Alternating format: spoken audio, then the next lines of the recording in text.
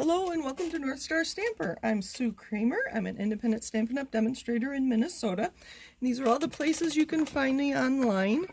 My plan is to have this video in YouTube on what would be my normal Wednesday monthly YouTube live.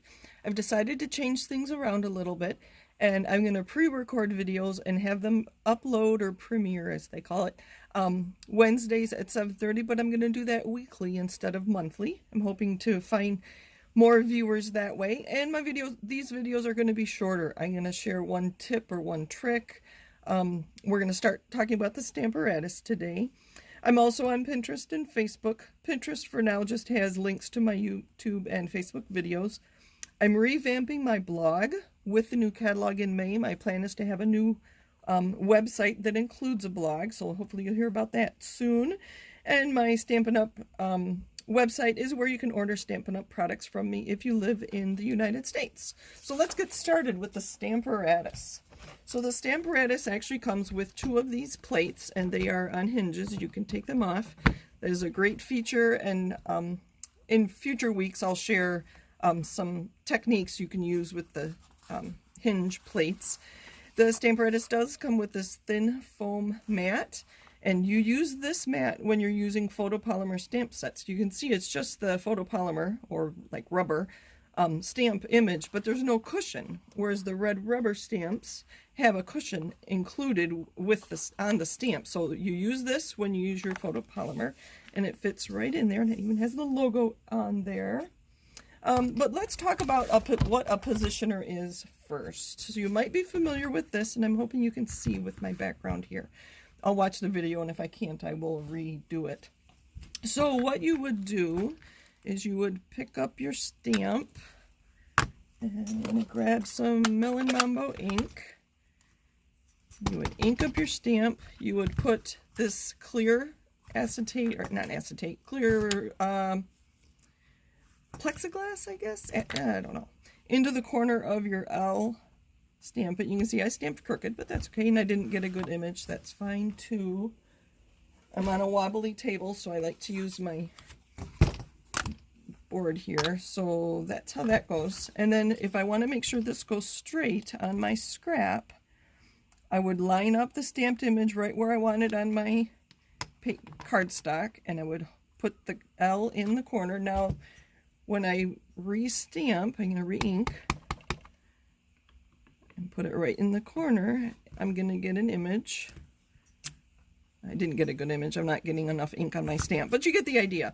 I was able to decide where I wanted it on there, and in this case, I wanted to make sure it was straight. These are scraps, so I have a lot of them, but still, you get the idea. That's what the traditional stamp positioner is. So I'm going to show you how to do that same thing with your Stamparatus. So again, I'm going to use this clear plate. Now I have purchased a whole pad of these papers, and it's exactly the same right size, and it says Stampin' Up. This corner's rounded. You could just use any piece of paper you have. But what I've done is I've taken one of the clear acetate sheets that comes with the photopolymer stamps. Right now they're coming with a thin one and a thick one. I used this thin one, so that's where I got this thin piece. And I just taped it onto one of just a piece of paper in case I get ink in the wrong place. So I'm going to put it this way. Hopefully you can see what I'm doing. So what I do, clean that stamp off.